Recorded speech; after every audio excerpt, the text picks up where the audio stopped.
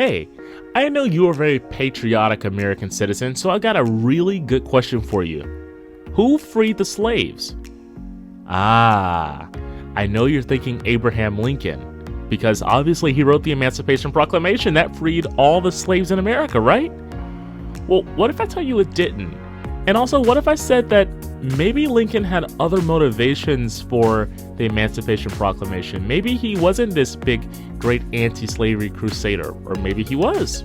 You'll have to stay tuned to find out. This is Misunderstood History.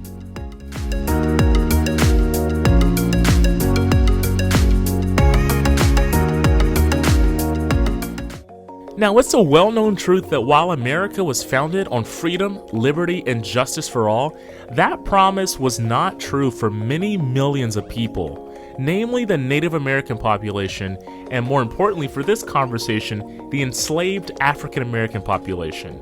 The United States at the time had millions and millions of slaves.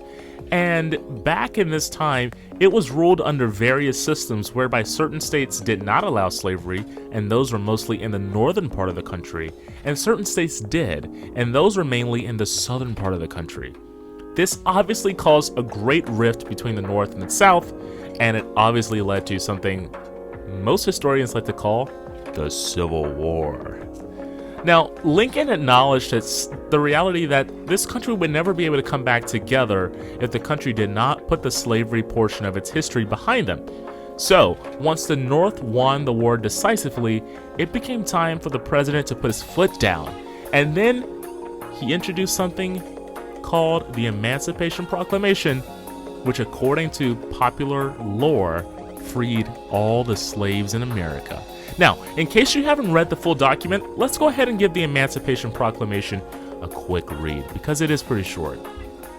It states that on the first day of January in the year of our Lord, 1863, all persons held as slaves within the state, or designated part of a state, the people whereof shall then be in rebellion against the United States, shall be then, thenceforth, and forever free, and the executive government of the United States, including the military and naval authority thereof, will recognize and maintain the freedom of such persons, and will do no act or acts to repress such persons or any of them in any efforts they may make for their actual freedom.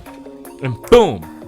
Right in that short paragraph says the slaves are free, but there's a catch. They're only free in the parts of the states that are in rebellion against the United States. So, what do I mean by that? Well, first of all, let's go and take a look at what exactly is the Emancipation Proclamation. So it's actually two forms of executive authority and communication wrapped into one. The first is the Presidential Proclamation. Think of the Presidential Proclamation as just a ceremonial decree from the president. And you know what? If Lincoln had just given this Presidential Proclamation saying, hey, I want the slaves to be free, if we stopped there, the Emancipation Proclamation would just be an aspirational wish list item for Lincoln. But lucky for those slaves and lucky for the future of this country, the proclamation was actually paired with something called an executive order, which today is used all the time, but back then was very, very rare. Now, the executive order holds the force of law inside of the executive branch of the government.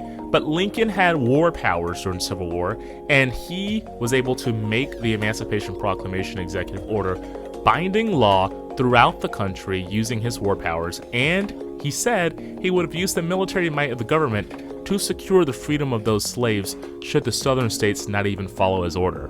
But here's the thing that I was talking about earlier. The proclamation, it didn't free all the slaves in the country. It actually only freed the slaves in states that seceded and formed the Confederate States of America.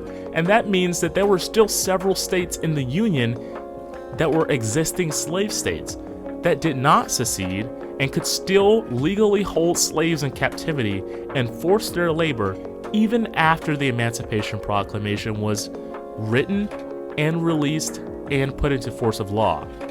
These states are called the border states, and they are Kentucky, Maryland, Missouri, and Delaware. And you can actually even throw Tennessee into this camp, because although Tennessee did secede, by the time the Emancipation Proclamation was signed, it was back under Union control. So these border states all had slavery inside the borders of the United States, inside the borders of the Union. But these states were politically very important to the North and important to Lincoln, so he couldn't upset the apple cart by knocking out slavery with the Emancipation Proclamation. So there's an estimated 3.5 million slaves that were freed by the Emancipation Proclamation. But then there were still millions that were left enslaved. And it would actually take 2 more years until 1865 when slavery was finally abolished in the entire country via the 13th Amendment to the United States Constitution. Now, Lincoln had very clear feelings on slavery. He thought it was wrong. He thought it was terrible. Listen to his own words. He said, "I've always hated slavery. I think as much as any abolitionist." He also gave an impassioned speech where he said this line, "We know Southern men declare that their slaves are better off than hired laborers amongst us. How little they know whereof they speak. There is no permanent class of hired laborers amongst us. Free labor has the inspiration of hope, and pure slavery has no hope." And talking to Alexander Stephens, he had this very clear thing to say about what divided the nation at that time, which was slavery or no slavery. He said, "You think slavery is right and ought to be extended, while we think it's wrong and ought to be restricted." That, I suppose, is the rub. It certainly is the only substantial difference between us. So don't be fooled when someone says the Civil War was not about slavery.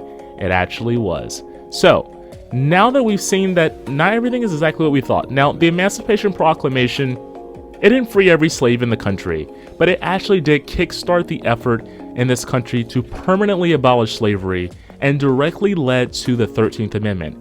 And in and of itself, it immediately freed about 3.5 million slaves and became the crowning achievement of Lincoln. He said, according to his own words, "I never in my life felt more certain that I was doing right than I do in signing this paper. If my name ever goes into history, it will be for this act, and my whole soul is in it." We hope you enjoy learning a little bit more about the Emancipation Proclamation and Lincoln's views on slavery, and now consider yourself up to speed. Go ahead, please like and subscribe this video, and we'll see you next time right here on Misunderstood History.